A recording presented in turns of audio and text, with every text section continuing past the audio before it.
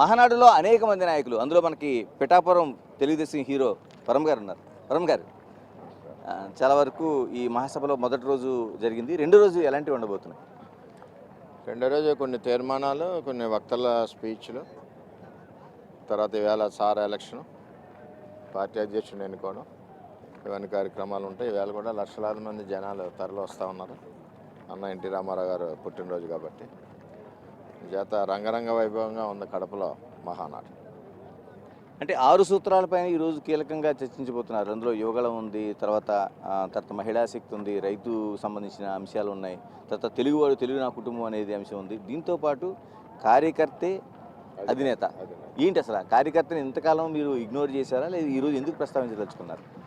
Ignore చేయడం కాదు, కార్యకర్త అధినేత అంటే ఈరోజు కార్యకర్తల వల్లనే తెలుగుదేశం పార్టీ అధికారంలోకి వచ్చింది. వాళ్ళు పడిన కష్టం, జగన్మోహన్ రెడ్డి దుర్మార్గ పరిపాలనలో మరి వీళ్ళ పోరాడిన పటిమ, అందరూ కూడా కేసులు పెట్టుకుని లోపలికి వెళ్ళి వచ్చే పరిస్థితి, ఎక్కడ ధర్నా చేసినా అటువంటి పరిస్థితుల్లో కార్యకర్త తెలుగుదేశం పార్టీయే అని నిలబడ్డాడు.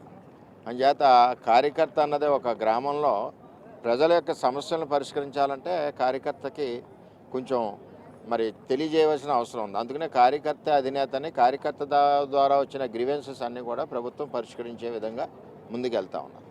అంటే లోకేష్ ఇప్పుడు జాతీయ కార్యదర్శిగా ఉన్నారు. యువగళంతోనే ఆయన ఆ పార్టీని అధికారంలో తీసుకురావడానికి ఎంత శ్రమ చేశారో, ఆయన ప్రభావం ఎంత ఉందనేది మహానాడులో చర్చించారు. అంటే ఇంకా కీలకమైన బాధ్యతలు అప్పగించాలి, ఆయనకి జాతీయ వర్కింగ్ ప్రెసిడెంట్ హోదా ఇవ్వాలనేది ఒక డిమాండ్ అయితే వ్యక్తమవుతుంది. జాతీయ వర్కింగ్ ప్రెసిడెంట్ కంట రాష్ట్ర తెలుగుదేశం పార్టీకి ఆయన నిరంతరం అందుబాటులో ఉండే ఎల్లనెల్లి సేవలు కావాలి. ఇది కార్యకర్తల యొక్క మనోభావాలు ఏంటంటే, ప్రభుత్వానికి ప్రణాళిక పెట్టినట్టు తెలుగుదేశం పార్టీ కూడా 2047 ప్రణాళిక పెట్టి ఎవరైతే కోటి సభ్యత్వాలు చేశారో, ఎవరైతే యువగలం పాదయాత్రతో ఈ ప్రభుత్వాన్ని రావడానికి కారకులయ్యారో ఆయన నారా లోకేష్ గారు, ఆయనకి భవిష్యత్ రథసారథి కింద పార్టీ నిర్ణయం తీసుకోవాలి. ఇది కార్యకర్తలందరి యొక్క కోరిక, నాతో సహా. కానీ చంద్రబాబు నాయుడు గారి నిర్ణయం మేరకే కేడర్ అంతా కూడా ముందుకెళ్తారని చెప్పి తెలియజేస్తారు. కరెక్టే, మీరు అంటే చంద్రబాబు నాయుడు గారి నిర్ణయంతో వెళ్తుంది, కానీ ఎలాంటి స్థానం ఇవ్వాల్సిన అవసరం ఉంది? ఎందుకంటే మీరు కీలకమైన అంశాన్ని చర్చిస్తున్నారు. ఎలాంటి స్థానం అంటే భవిష్యత్ పార్టీ రథసారథిగా నారా లోకేష్ గారు ఉండాలి. అంటే దేశవ్యాప్తంగానా, రాష్ట్రానికి సంబంధించా? రాష్ట్ర వ్యాప్తం. రాష్ట్రానికి అంటే అధ్యక్షులు లాంటి హోదా ఇవ్వాల్సిన అవసరం ఉందా? భవిష్యత్ రథసారథి తెలుగుదేశం పార్టీ ఆయన యొక్క కనుసన్నల్లో, ఆయన యొక్క కష్టంతో ఆయన మమేకమయ్యి కార్యకర్తల ముందెట్టి పార్టీని బలపరిచే విధంగా ఆయనకి స్థానం కల్పించాలి. కారణం యువగలం పాదయాత్రతో ఈరోజు ప్రభుత్వం వచ్చిందంటే దానికి ముఖ్య కారకులు నారా లోకేష్ గారు. ఒక్క ప్రశ్న, ఎందుకంటే రాష్ట్ర వ్యాప్తంగా ఉండే పరిస్థితులు వేరు, పిఠాపురంలో వరమ గారికి ఉండే పరిస్థితులు వేరు.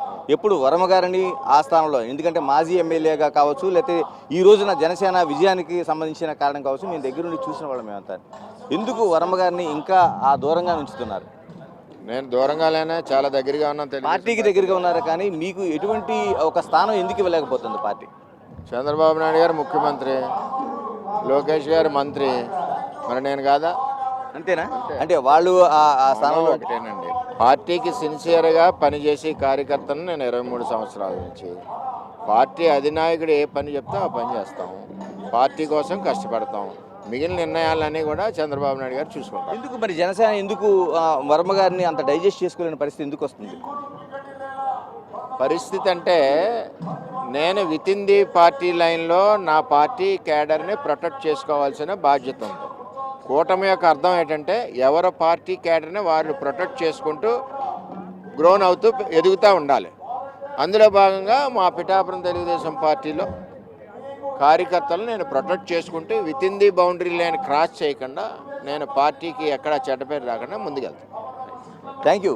ఇది అంటే టోటల్గా పిఠాపురానికి సంబంధించి ఒక కీలకమైన అంశాలని మాజీ ఎమ్మెల్యే వర్మ చర్చించారని చెప్పాలి. ఎందుకంటే ఒకటి, ఆయనకి ఇస్తున్న స్థానం ఒక సముచితమైన స్థానం, దానికి ఆయన పార్టీ చూసుకుంటుందంటే పాటు, మరోవైపు తన పిఠాపురంలోన అంటే జనసేన ఒక ఎలియన్స్లో ఉన్న పార్టీగా జనసేన, పవన్ కళ్యాణ్ అందులో అక్కడ ప్రముఖంగా ఉన్నారు కాబట్టి, ఒక డిప్యూటీ సీఎంగా ఉన్న పవన్ కళ్యాణ్ స్థానం కాబట్టి, అక్కడ ఆ పార్టీతో అలయన్స్ కొనసాగుతూనే తన పార్టీ కార్యకర్తలను రక్షించుకోవాల్సిన అవసరం ఉందనేది ఆ గైడ్ లైన్స్లోన, ఆ లైన్లో తాను నడుస్తున్నారనేది చెప్తున్నారు.